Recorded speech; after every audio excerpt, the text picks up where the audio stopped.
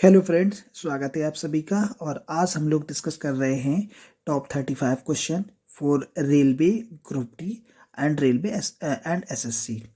चलिए हम स्टार्ट करते हैं क्वेश्चनों को। क्वेश्चन नंबर पहला है, सौर ऊर्जा किस अभिक्रिया का कारण है? सौर ऊर्जा किस अभिक्रिया का कारण है? ऑप्शन ए विखंडन, ऑप्शन बी प्रकीर्णन, ऑप्शन सी संलयन और ऑप्शन डी चालन। तो दोस्तों इसका सही आंसर होगा ऑप्शन सी यानी कि संलयन। चलिए नेक्स्ट क्वेश्चन की ओर बढ़ते हैं। और नेक्स्ट क्वेश्चन है हमारा, द्रवित पेट्रोलियम गैस का प्रमुख घटक कौन सा है? द्रवित पेट्रोलियम गैस का यानी एलपीजी का प्रमुख घटक कौन सा है? इथेन, ब्यूटेन, मीथेन या प्रोपेन? तो दोस्तों इसका सही आंसर होगा ऑप्शन नंबर बी यानी कि ब्यूटेन। द्रवित पेट्रोलियम का या एलपीजी का प्रमुख घटक ब्यूटेन है। Option number B. Next question है, कुनैन किस पेड़ के छाल से निकाली जाती है? कुनैन किस पेड़ के छाल से निकाली जाती है? Option A cinchona, option B बरगद, ऑप्शन सी पीपल, ऑप्शन डी नीम। तो दोस्तों इसका सही आंसर होगा ऑप्शन ए यानी कि सिनकोना। नेक्स्ट क्वेश्चन की ओर बढ़ते हैं। क्वेश्चन नंबर 4, पौधे में श्वसन क्रिया कब होती है? ऑप्शन ए दिन में, ऑप्शन बी रात में, ऑप्शन सी केवल सुबह में, ऑप्शन डी दिन व रात्रि दोनों में। तो दोस्तों इसका सही आंसर होगा ऑप्शन नंबर ए यानी कि दिन में। ओजोन ह्रास के लिए उत्तरदायी गैस कौन सी है? ओजोन ह्रास के लिए उत्तरदायी गैस कौन सी है? Sulphur dioxide, carbon monoxide, carbon dioxide या फ्लोरोक्लोरोकार्बन? तो दोस्तों इसका सही आंसर होगा ऑप्शन नंबर डी यानी कि फ्लोरोक्लोरोकार्बन। नेक्स्ट क्वेश्चन की ओर बढ़ते हैं। क्वेश्चन नंबर 6, जूट के रेशे पौधे के किस भाग से प्राप्त किए जाता है? जूट के रेशे पौधों के किस भाग से प्राप्त किए जाते हैं? ऑप्शन ए जड़ से, ऑप्शन बी बीज से, ऑप्शन सी तना से, ऑप्शन डी पत्ती से। तो दोस्तों इसका सही आंसर होगा ऑप्शन नंबर सी यानी कि तने से। चलिए नेक्स्ट क्वेश्चन की ओर चलते हैं। और क्वेश्चन नंबर 7, रुधिर की नाड़ी दर किससे मापते हैं? रुधिर की नाड़ी दर किससे मापते हैं? धमनी से, सिराओं से, थर्मामीटर से या श्वसन से? तो दोस्तों इसका सही आंसर होगा ऑप्शन नंबर ए यानी कि धमनी से। सिरके का रासायनिक नाम क्या है? Option A acetic acid, option B sulphuric acid, option C formic acid, option D ascorbic acid. तो दोस्तों इसका सही आंसर होगा ऑप्शन ए यानी कि एस्टिक एसिड। नेक्स्ट क्वेश्चन की ओर बढ़ते हैं। कैंसर के उपचार के लिए उत्कृष्ट गैस कौन सी है? Option A cadmium, option B boron, option C radon, option D chromium. तो दोस्तों इसका सही आंसर होगा ऑप्शन सी यानी कि रेडॉन। चलिए नेक्स्ट क्वेश्चन की ओर बढ़ते हैं। आवृत्ति की इकाई क्या है? ऑप्शन ए हर्ट्ज, फैराडे, ओम या एम्पियर? तो इसका सही आंसर होगा ऑप्शन नंबर ए यानी कि हर्ट्ज। नेक्स्ट क्वेश्चन की ओर बढ़ते हैं। आरएमएस का मान एसी परिपथ में कौन मापता है?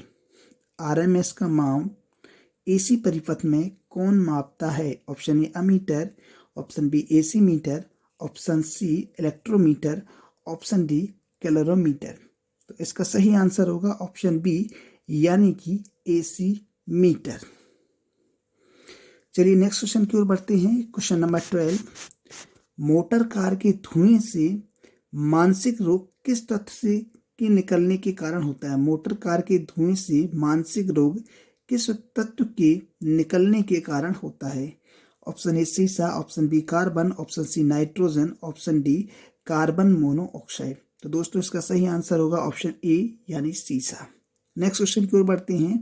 क्वेश्चन नंबर 13 यानी 13, वह स्थान जहां से भूकंप की उत्पत्ति होती है उसे कहते हैं। वह स्थान जहां से भूकंप की उत्पत्ति होती है उसे कहते हैं। ऑप्शन ए ध्रुव, option B focus, option C crater और ऑप्शन डी अभिकेंद्र। तो दोस्तों इसका सही आंसर होगा ऑप्शन बी यानी कि फोकस। नेक्स्ट क्वेश्चन की ओर बढ़ते हैं। पक्षियों को उड़ने से रोकने की प्रक्रिया को क्या कहते हैं? पक्षियों को उड़ने से रोकने की प्रक्रिया को क्या कहते हैं?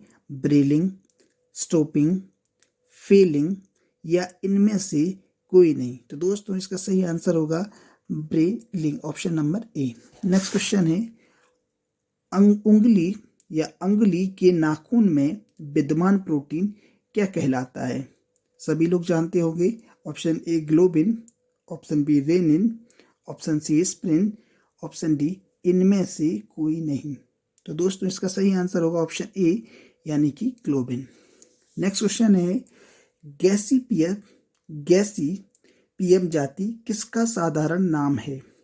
ऑप्शन ए जूट का, ऑप्शन बी रुई का, ऑप्शन सी मूंग का, ऑप्शन डी सरसों का। तो दोस्तों इसका सही आंसर है ऑप्शन बी यानी कि रुई का, गैसीपियम। हिबिस्कस जाति किसका साधारण नाम है? नेक्स्ट क्वेश्चन है दोस्तों, हिबिस्कस जाति किसका साधारण नाम है? मेस्टा, सन, जूट या मटर। तो दोस्तों इसका सही आंसर होगा ऑप्शन नंबर ए यानी मेस्टा। नेक्स्ट क्वेश्चन है कि कोरकोरस कैप्सुलेरिस किसका साधारण नाम है?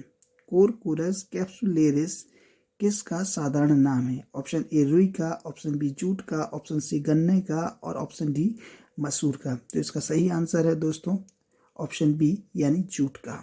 नेक्स्ट क्वेश्चन है, बीटा बुल्गेरिम का साधारण नाम क्या है?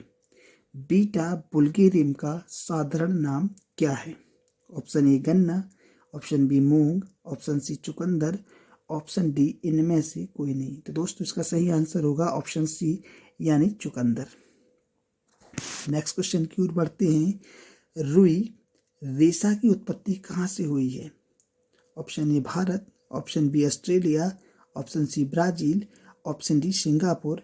तो दोस्तों इसका सही आंसर होगा कि रुई रेशा की उत्पत्ति भारत से हुई है यानी कि option number A. Next question है, जूट की उत्पत्ति कहाँ से हुई है? भारत, चीन, अफ्रीका या रूस। तो दोस्तों इसका सही आंसर है ऑप्शन नंबर सी यानी कि अफ्रीका, मतलब जूट की उत्पत्ति अफ्रीका से हुई है और रुई रेशा की उत्पत्ति भारत से हुई है। नेक्स्ट क्वेश्चन है, आलू की उत्पत्ति किस देश में हुई है? आलू की उत्पत्ति किस देश में हुई है? ऑप्शन नंबर ए दक्षिणी Peru, option number B America, C Shimla और डी इनमें से कोई नहीं। तो इसका सही आंसर होगा ऑप्शन नंबर ए यानी दक्षिणी पेरू। नेक्स्ट क्वेश्चन है कि गन्ना की उत्पत्ति किस देश में हुई है? गन्ना की उत्पत्ति किस देश में हुई है? ऑप्शन ए दक्षिणी एशिया, ऑप्शन बी पश्चिमी यूरोप, ऑप्शन सी रूस, ऑप्शन डी इनमें से कोई नहीं। तो दोस्तों इसका सही आंसर होगा ऑप्शन ए यानी दक्षिणी एशिया। नेक्स्ट क्वेश्चन है, चुकंदर की उत्पत्ति किस देश में हुई है? Option A Bharat, option B Canada, option C पश्चिमी यूरोप, ऑप्शन डी दक्षिणी अमेरिका। तो इसका सही आंसर होगा ऑप्शन नंबर सी यानी पश्चिमी यूरोप। नेक्स्ट क्वेश्चन है कि मानव शरीर में प्रतिदिन कितनी मात्रा में सोडियम की आवश्यकता होती है? मानव शरीर में प्रतिदिन कितनी मात्रा में सोडियम की आवश्यकता होती है? ऑप्शन ए 2 से 8 ग्राम, ऑप्शन बी 2 से 5 ग्राम, ऑप्शन सी 2 से 7 ग्राम, ऑप्शन डी 2 से 5 ग्राम, 2 से 5 किलोग्राम। तो दोस्तों इसका सही आंसर होगा ऑप्शन बी यानी 2 से 5 ग्राम सोडियम की आवश्यकता मनुष्य शरीर को प्रतिदिन होती है। नेक्स्ट क्वेश्चन है, मानव शरीर में कितनी मात्रा में प्रतिदिन कैल्शियम की आवश्यकता होती है? 1.2 ग्राम, 2.5 ग्राम, 3 ग्राम एंड 2 ग्राम।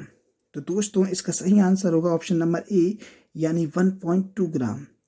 तो अगर सोडियम की बात करें तो 2 to 5 ग्राम होती है, भाई कैल्शियम की बात की जाए तो 1.2 ग्राम की आवश्यकता होती है। नेक्स्ट क्वेश्चन है कि मानव शरीर के लिए प्रत्येक दिन कितनी मात्रा में लोहा की आवश्यकता होती है? बात आयरन की आ रही है, लोहे की आ रही है। Option A 25, option B 50, option C 100 और ऑप्शन डी 60। तो दोस्तों इसका सही आंसर होगा ऑप्शन ए यानी मनुष्य को प्रतिदिन 25 ग्राम लोहा की आवश्यकता होती है।